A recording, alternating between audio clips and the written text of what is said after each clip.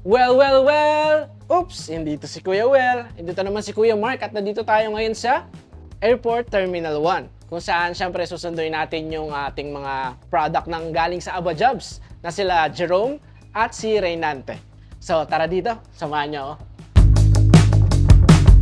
So itong si Reynante at saka si Jerome is na-hire sila, agency hire process from the Philippines papunta dito sa UAE. So galing sila sa Aba Jobs, UAE Direct Hire. Yan yung group natin sa Facebook. So sa lahat ng mga gustong magkaroon ng work dito sa UAE is pwede kayong pumunta sa aming group na Aba Jobs UAE Direct Hire.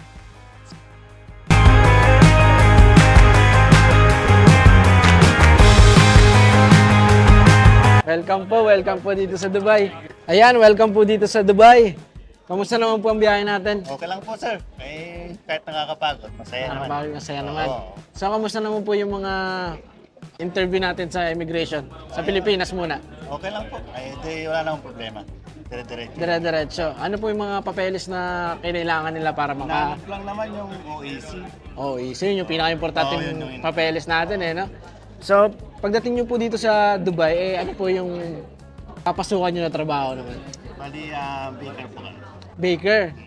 So, sa ano po yan, no? Doon sa company natin. So, ano po yung masasabi nyo na nakarating na kayo ng Dubai? Ito, masaya-masaya dahil ilan ng mga papilya, ibibigay ka. So, di ba po galing kayo sa yung nakita nyo po kami sa yung group na Aba Jobs? Oo. So, kumusta naman po yung mga interview na nangyari doon sa atin? Okay lang naman po, sir. So, ano po, masaya-masaya po ba tayo dyan? Masaya po.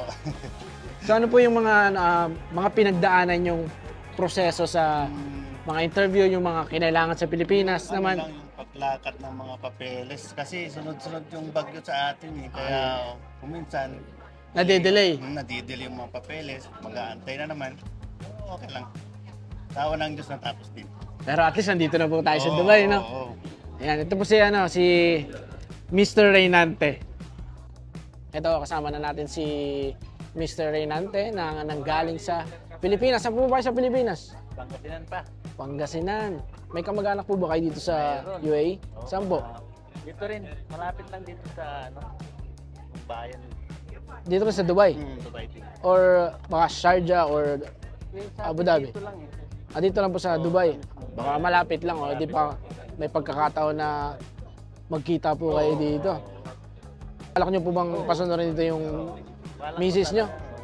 Pagka pwede na. May ano po ba kayo? Ilan po anak nyo sa Pilipinas? Isa lang. Isa lang. Pero dalaga na. Dalaga na.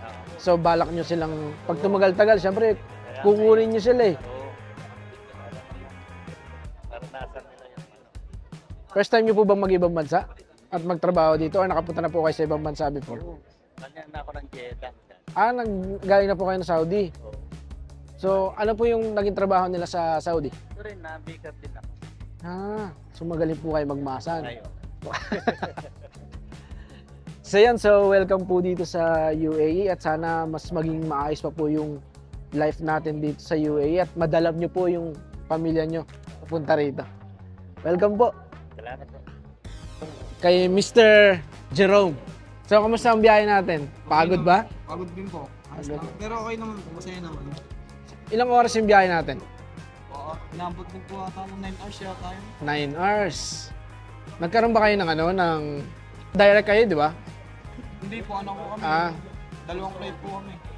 Galing sila ng ng China pa, pero kumusta naman? Ano yung mga papeles na hinanap namin sa inyo, yung mga papeles na importante? Mga lang po, passport lang po, tsaka yung sa cellphone po, yung OEC. Yun lang po. Hindi lang po, ayan. Hindi naman po sobrang higpit. Okay lang po, dali lang. Tapos ano rin po yung papasukan yung trabaho dito? Bigger din po, katulad din po na yan, sir. Ayan. Kasi sila, guys, galing sila sa Aba Jobs, UAE Direct Hire, yung group natin na sa Facebook. Tapos ano sila, agency hire process yung nangyari sa kanila. At ayun, kamusta naman po ang pagdating nyo dito sa Dubai? Okay naman po, masaya naman. Mainit. Masakto lang. Paglabas yun ng aeroplano, mainit po, no?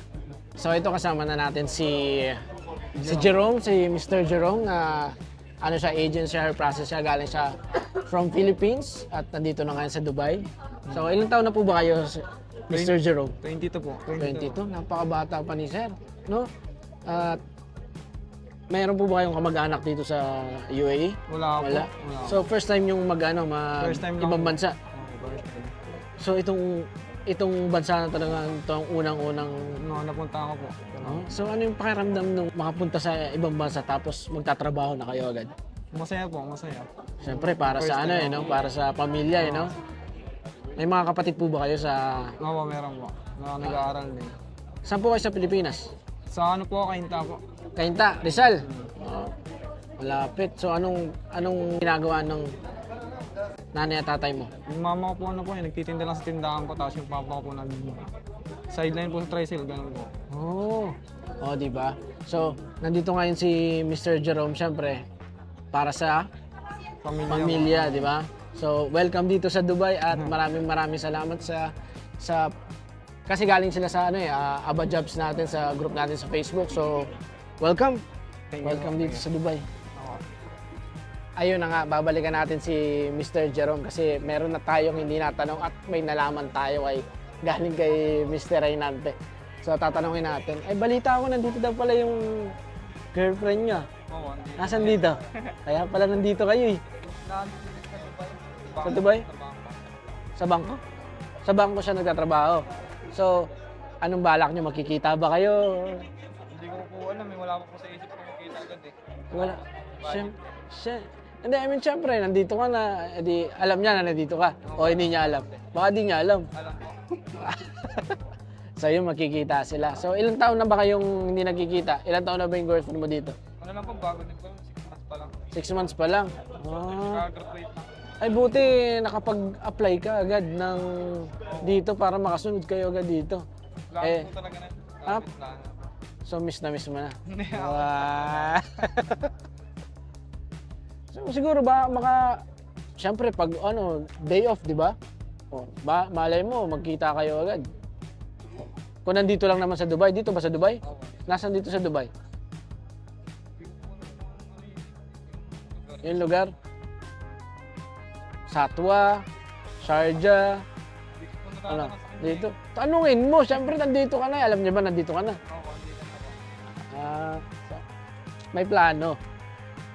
So kung tumagal-tagal ka dito at maging okay yung trabaho mo dito sa Dubai, balak mo bang papuntahin yung pamilya mo dito or yung mga kapatid mo? Kapatid ko, sa makuha. Sumakuha? Pwede yun. Yung nanay at tatay mo? Mga pwede po, pagka maluwag-luwag na. Maluwag-luwag na. Yun, so successful yung pagpunta niya dito. So may plan na talaga pala sila ng girlfriend niya na magkikita dito. Nandito na 6 months na. So kikita na yan. Miss na, no? So yan. Yun lang yung nalimutan natin tanungin kasi nabalitaan natin kasi Mr. Reynante. Thank you.